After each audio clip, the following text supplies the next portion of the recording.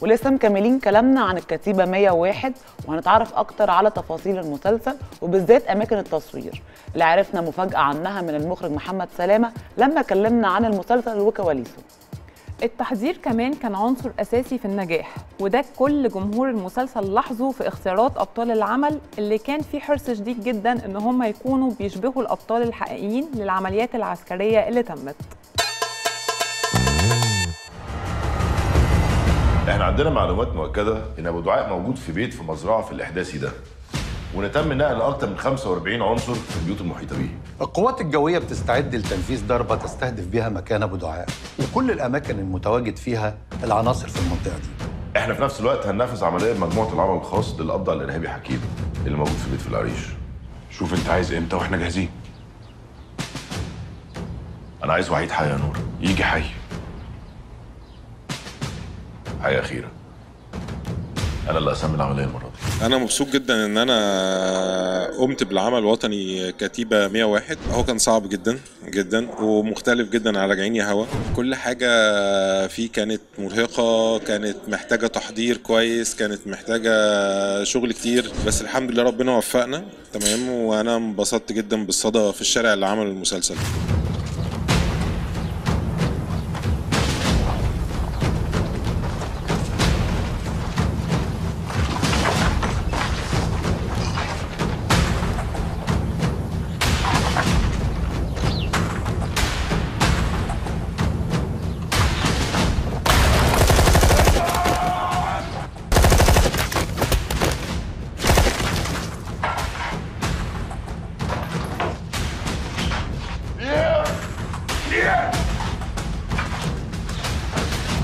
أنا اشتغلت كتير أنا والكاتب إياد صالح على التحضير بتاع الشخصيات، واشتغلت كمان مع النجوم عمرو يوسف وآسر ياسين على تحضير الشخصيات.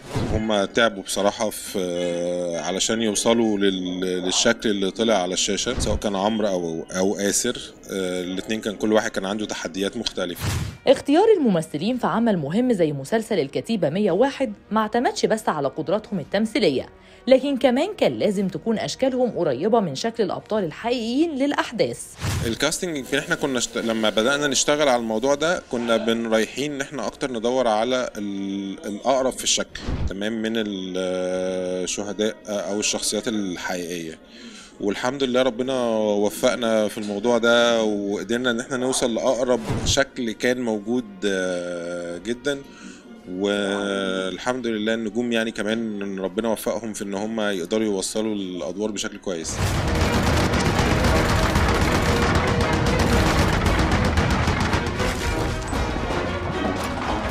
اللي جابك ما كانش ينفع اسيبك يا فندم.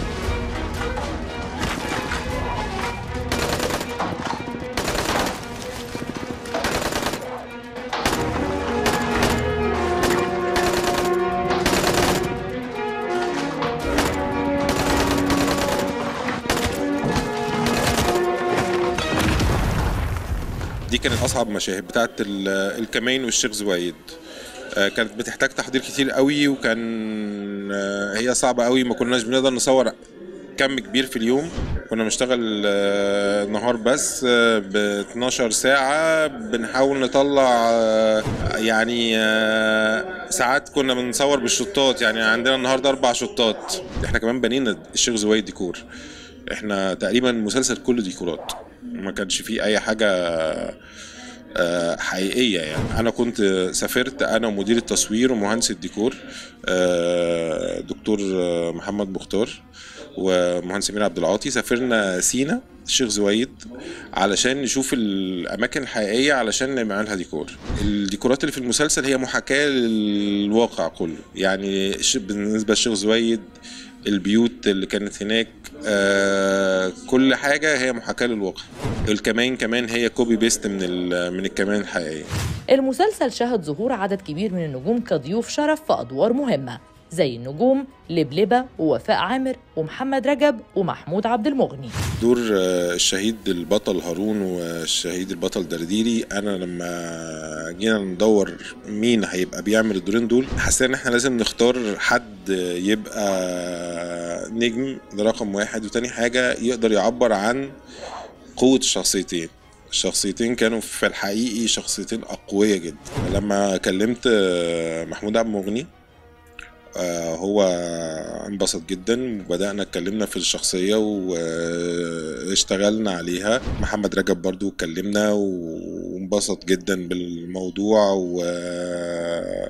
وتحمس جدا وبدأ يذاكر الشخصية والحمد لله الاتنين قدروا ان هما يطلعوا الشخصية زي ما أنا كنت عايز. الفنانة وفاء عامر كانت بتقوم بدور ست ثانوية، الست مها بقريع، تمام، وهي سيدة ثانوية كانت بتقاوم الإرهاب، وبعد كل التهديدات وكل حاجة الست فضلت مكملة. أنا بصراحة لما كلمت مدام وفاء عامر هي تحمست جدا. لبلبة يعني حاجة ست جميلة جدا، تمام، فنانة جميلة ومبهجة، كانت دايما عامله لنا بهجة كده في اللوكيشن، وهي خلتنا أصلا يعني ودت الدور في حتة تانية، يعني حتة فيها روح أكتر، حتة فيها انطلاق أكتر.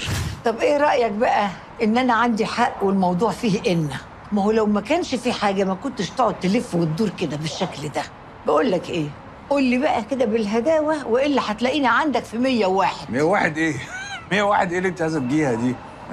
مساء الفل يا زوزو، احنا جينا. أهلاً. وحشتيني يا رنوجة. عاملة إيه يا قلبي؟ وحشتيني. أهلاً يا حبيبتي. عاملة إيه؟ يا حبيبي أنت جيت إيه؟ بس خليك أنت بقى في حالك يا فتانة. اشترك في باقات واتشت الشهرية بتبدأ من 14 جنيه و99 قرش، وباقات سنوية تبدأ من 150 جنيه.